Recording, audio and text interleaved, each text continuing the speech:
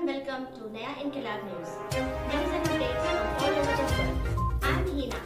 Let's begin with the headlines. A number of teachers who faced financial crisis during the two COVID-19 lockdowns took to cultivation of ganja to make ends meet and earn an extra buck. Intelligence officials who obtained leads regarding rampant drug peddling have allegedly submitted their comprehensive report to the government that led high-level meeting chaired by Chief Minister K. Chandrasekhar Rao on dealing with menace.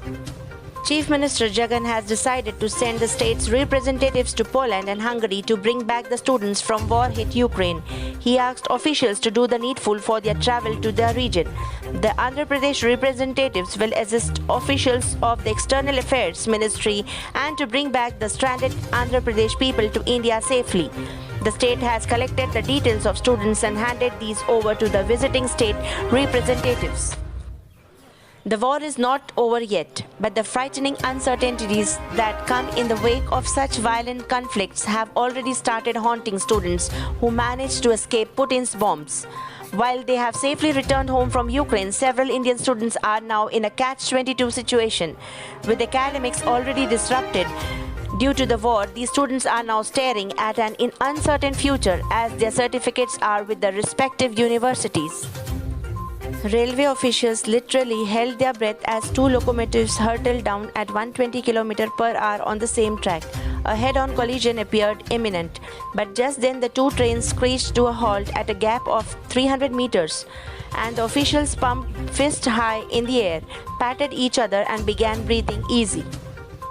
A 21-kilometer cycling track proposed by the Hyderabad Growth Corridor Limited (HGCL) on the outer ring road is likely to double up as an environmental conservation measure, protecting cyclists from the sun and traffic and also enabling the government to produce clean energy.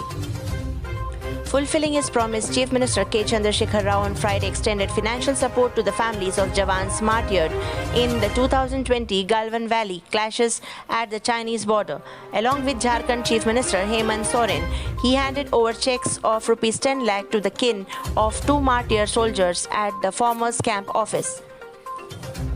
The initiative launched by the TRS President and Chief Minister K. Chandrasekhar Rao to build a better India appears to have found resonance among people from different parts of the country. This is evident from the flexi banners that adorned the cities of Mumbai, New Delhi, Varanasi and now Ranchi, which Chandrasekhar Rao visited.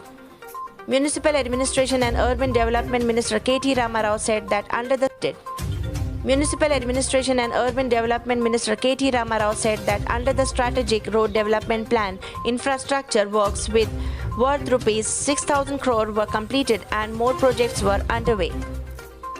A man was stabbed allegedly by a drunk man at Ibrahimpatnam on the city outskirts on Friday. Police said the victim Narayana Reddy, who was passing by a liquor outlet, was attacked by Lingam, who was in an inebriated condition.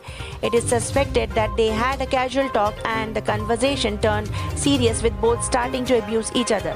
Lingam then broke a liquor bottle and stabbed Reddy, who was shifted to hospital. His condition was stated to be stable. The Ibrahimpatnam police are investigating. Two persons died in a road accident that took place in between Pathadam, Rajapalli, Mallapur Mandal headquarters on Friday night. According to police, residents of Chittapur of Mallapur Mandal, Singarapu Pochaya 60 and Godur Shankar 42 went to their relatives' home in Pathadam, Rajapalli to attend a function on Friday afternoon. An Air India Express flight from Bucharest carrying 183 Indians stranded in Ukraine landed in Mumbai on Thursday, the airline said. One of the evacuees said many Indian students are still stuck in Ukraine and that the problem is in the war-torn country's eastern parts where the stranded people need assistance. The pandemic-induced apprehension, ingenuity and his flair for technological innovation drove the 25-year-old Dinesh SP, project associate in 117 Madras, and his bride Janaga Nandini Ramaswamy to host their wedding reception on Metaverse platform, earning the spontaneous appreciation of relatives, friends and gaining a worldwide audience. Pathan, which marks Shah Rukh Khan's return to the movies after over 4 years, will be released on January 25, 2023. Yash Raj Films, the production house behind the much-awaited film, announced the release date of the action spectacle on Wednesday via a video on social media. Mysuru is all set to add another tourist attraction to its tourism with a new botanical garden which will be inaugurated in a couple of months. The garden will enclose the rarest species of plants and trees. Tragedy struck a group of pilgrims returning from a dargah after 4 of them were killed when their vehicle collided with a truck near Incharla village on Saturday morning. 4 more persons travelling in the auto rickshaw received critical injuries are being treated in a government hospital. Continuing the downward trend, India on Friday reported 6,396 fresh COVID-19 cases with a daily positivity rate of 0.69%, said the Ministry of Health and Family Welfare. As per government data, India has an active caseload of 69,897, which accounts for 0.16% of the total cases. Iran likely suffered another failed launch of a satellite carrying rocket while attempting to reinvigorate a program criticized by the West, even as Tehran faces last-minute negotiations with world powers to save its tattered nuclear deal in Vienna. Ukraine's defense lines were holding against the Russian attack, President Volodymyr Zelensky said in his latest video on Thursday, adding that there has been no respite in Moscow's shelling of Ukraine since midnight. The UN Special Envoy for Afghanistan said on Wednesday the international community hasn't done enough to revive the country's economy as it heads towards a point of irreversibility, while the US said it is the responsibility of the ruling Taliban to create the conditions for economic stability. As the West continues to impose sanctions on Russia for its invasion of Ukraine, the chief of Russian space agency Roscosmos took to Twitter to warn countries of consequences should the sanctions continue. Former Australia spinner Shane Warne, considered as one of the all-time greats of the game who redefined spin bowling, has died of a suspected heart attack in Thailand, according to media reports, here quoting a statement from his management. Hours before his death, Australian spin legend Shane Warne had shared a picture from his villa in Thailand on Instagram stories and wished his followers a good night. He had written "Good night" from Koh Samui.